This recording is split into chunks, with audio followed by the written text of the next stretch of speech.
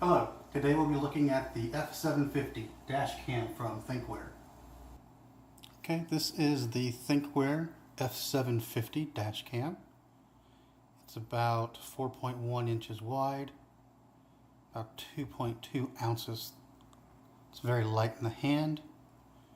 It's got a hard plastic shell, lots of ventilation on top, the side, bottom. It's very well built. Quick tour. You've got the power button, Wi-Fi, manual record, format, and manual voice recording. You can turn that on or off. Wi-Fi indicator, GPS indicator, and then there are status indicators here. I'm not sure if you can tell that very well since it's not plugged in. Turning it over, this is the actual mounting section. It mounts to a fixed plate with a double-sided sticky tape. The sticky tape is very, very firm once attached. I lost one installation due to bad placement and had a heck of a time getting it off my windshield. So consequently, I don't have a spare to show you. But I will show you the car mount here in just a moment. Things to note is you do have an indicator light here. And you do have a rotating camera, so when you have it mounted on your dash, like so, you can rotate this camera to get the best angle. On the side, you've got the DC power input, and you've got the rear camera input here. So this is a both front and rear camera. I'm only using the front, but you can also connect a rear camera to this connector. Here you have the SD card input. You remove the little plastic piece and you've got your SD card right there. It does take up to a 64 gigabyte card. This one is a 16. You can put in up to 64 gigabytes and it comes out just like that. What is nice about this package is they do include a USB SD card reader. You can slide right in there like so, plug it into your computer, and you have access to your video. You can simply slide that across and pull the card back out. Not very fancy, but gets the job done if you don't otherwise have an SD card reader.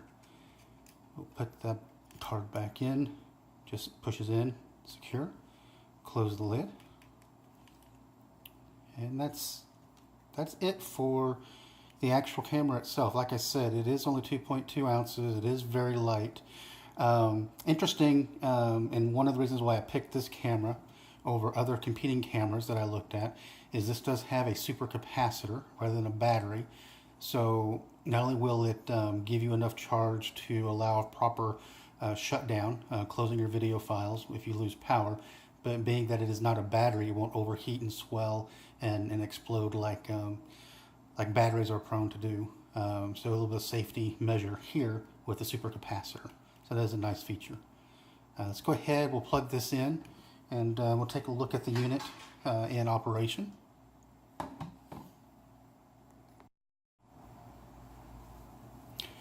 Okay, we'll go ahead and we'll plug the unit in and we'll let it boot up. It is a relatively quick boot. It seems to take about 15 to 17 seconds from the time it receives power. You'll notice its boot up sequence here. LEDs are blinking. We'll get a solid green when it's finished.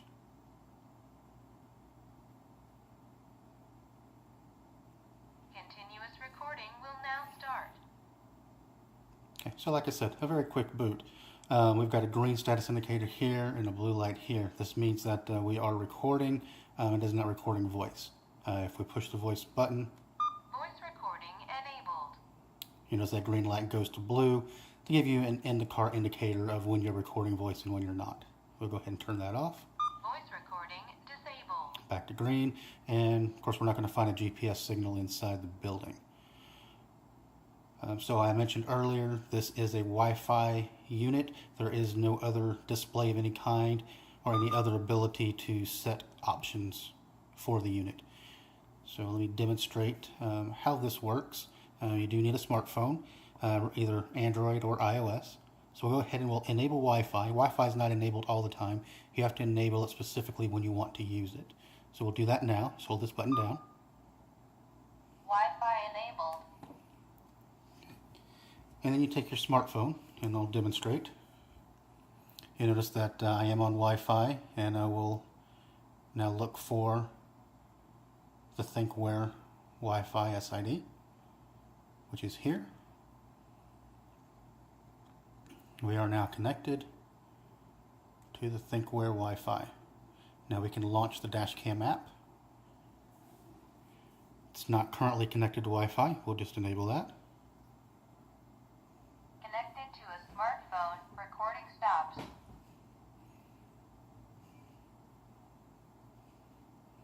Okay, I'm not sure how well you can see this, but this is where all of your options are. You can do a live view.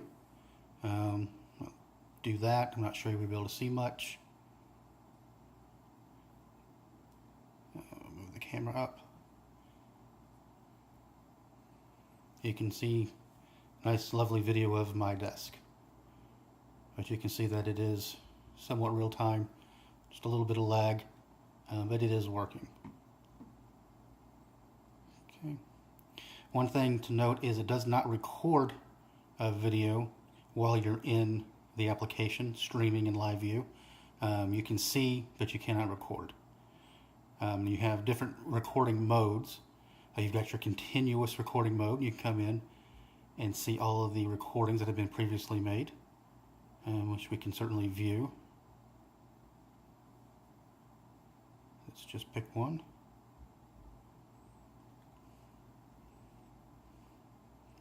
You can see it's relatively quick. Get up and running. Not really a good clip, stuck here behind traffic.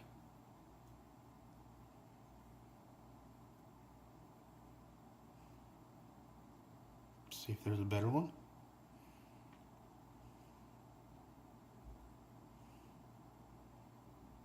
Okay, but again, it loads very quickly, it starts streaming right away. Not much of a lag at all. And again, apologize for the picture quality here on this camera, but you can at least see it in action.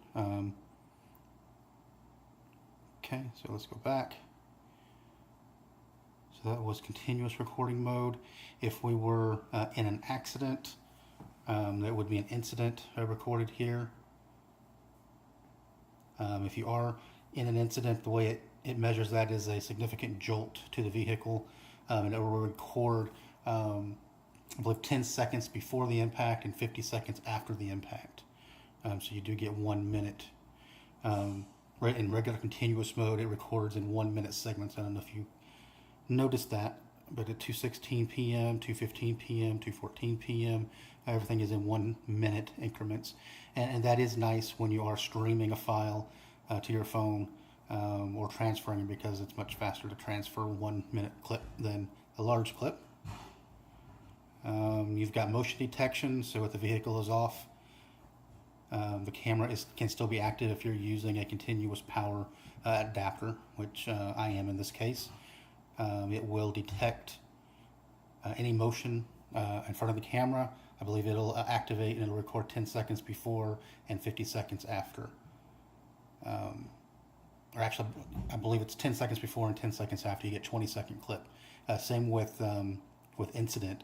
If you were to be hit while you were parked, the camera would activate and it would record 10 seconds before the impact and 10 seconds after the impact. With manual recording, you can do that with this button on the unit.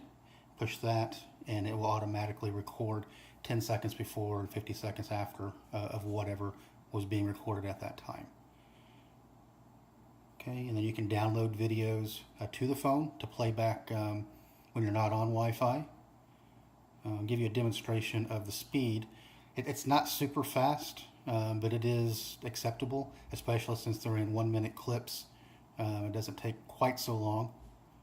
So from here, I believe we can hold it down and then hit the download button, and then it will start downloading the file to the phone. And you'll notice that it is transferring. Not terribly slow, but you're not super fast either. It's not bad. But the benefit here is that you can take the file with you anywhere.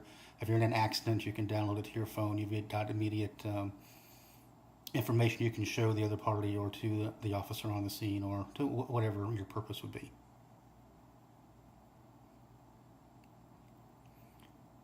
Go ahead and let this finish just to show you how long it actually takes.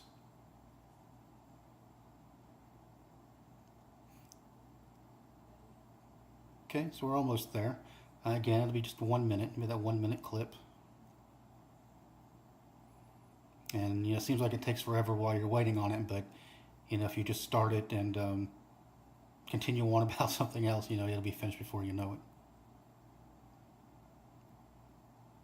Okay, so here we are coming up almost to the end. Okay, so it's finished. It didn't take terribly long, but probably felt like an eternity while you're waiting. But now we can come back, look at the videos downloaded, and of course there's our file. So now of course we can play this anywhere at any time with no need to be connected to the Wi-Fi of the Dashcam. Okay, so that's very cool. So the thing I wanted to show you is how you configure the Dashcam itself.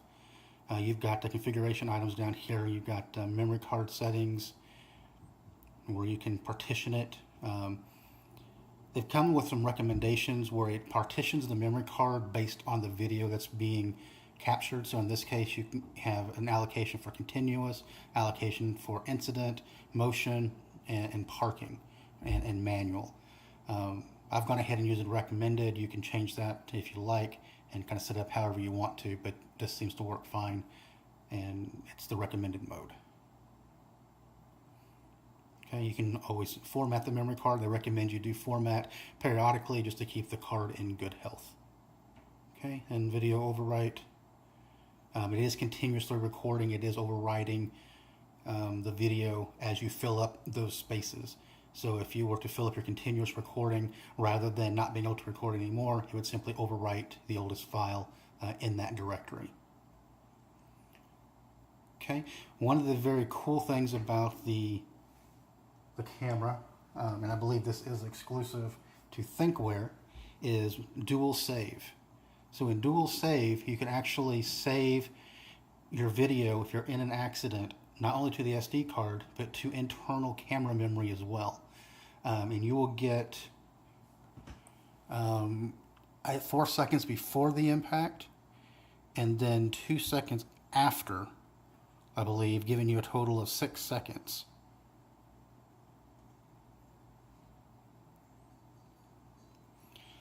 And that and they do that in the case that the accident is severe enough and it damages the camera or the SD card, you still have the internal memory. So as long as the camera is not destroyed, you can access that internal memory and you're good. So that is a nice feature, and again, it is exclusive to Thinkware. Okay, Dashcam settings. This is where you can configure all of the inner workings, brightness. I'll show you some video here in a moment, and you can see kind of how that sits. I've left them at normal, and I've enabled wide dynamic range so you get a wider view. Okay, the recording settings, you can control the sensitivity, you can control your parking mode and your motion sensitivity. I've got everything set mid or low. Seems pretty sensitive to me. I am using a kit that draws continuous power. So unlike some other brands where you have to set dip switches on that wire, this system uses configuration in the app. So I've got it set to discontinue power at 12 volts. So that way, or 6 hours. So that way, if I've got recording going on longer than 6 hours, it'll turn off. Or if I've exceeded a draw and it's gone down to 12 volts, it'll also power down, so I won't lose charge to my car and not be able to start it at another time. So that's nice having it built into the app. This does have some other unique features. It does have a lane departure warning and forward collision warning. I've played with these, but I tend to leave them off. The lane departure warning is if you start to drift out of your lane, it will make an alarm sound. The forward collision warning, if you get too close to the vehicle, it'll make an alarm sound to get your attention. It works okay, but it's also got a lot of false triggers. If you're in stop and go traffic, for example, it's got a speed limiter. I think you have to be going, I think it's 30 miles an hour. I'm not sure on that, but it does have a minimum speed that you have to exceed before it will activate. But I found it to be hit or miss, and like I said, I just turned it off. It was easier to avoid those false alerts than the benefits that you might have gained. But you can certainly leave them on, certainly, to taste. Okay, and system settings, and then Wi-Fi settings. So this is the built-in Wi-Fi. You can control the password. You can also change the name. So all in all, I think it's a very good system. I've been using it for a couple of months now. Been very happy with it. What I'll do next is I'll show you the mount on the vehicle. I'll show you the connector that it makes, and show you some footage of the quality that you can expect from this unit, which I have found to be more than adequate.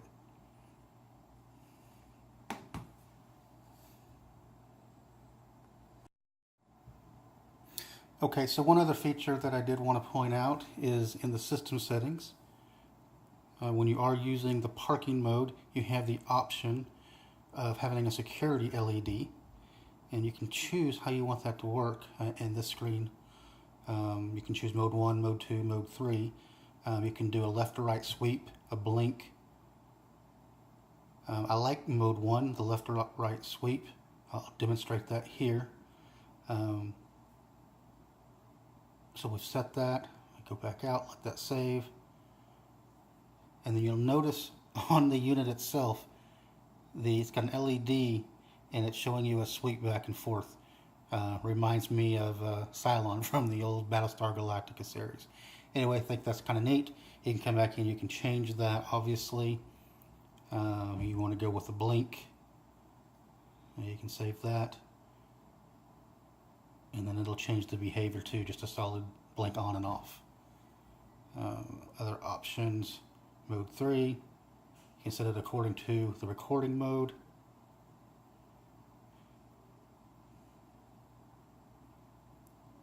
Or you can set it off. Again, that does save when you exit, and you can see the change in behavior. And it goes back to a left or right sweep. Anyway, I actually tend to leave that off most times just because I don't want to broadcast to any passerbys that I do have a device recording them. Obscurity is good in most cases, and I tend to want to draw the least amount of attention to my vehicle and my camera as possible. But did want to point that out.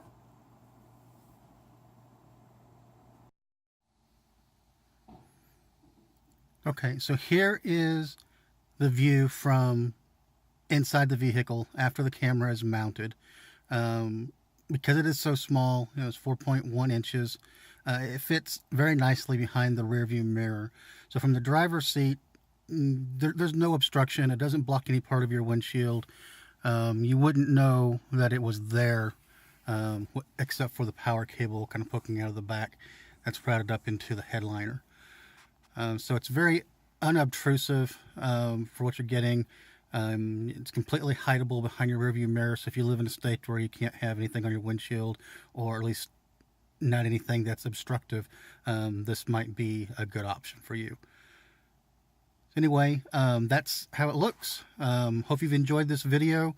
I'm going to show you some samples of the quality of what it captures, and then we'll sign off. If you've enjoyed this video, please hit the like button, please subscribe to the channel, and enjoy the video.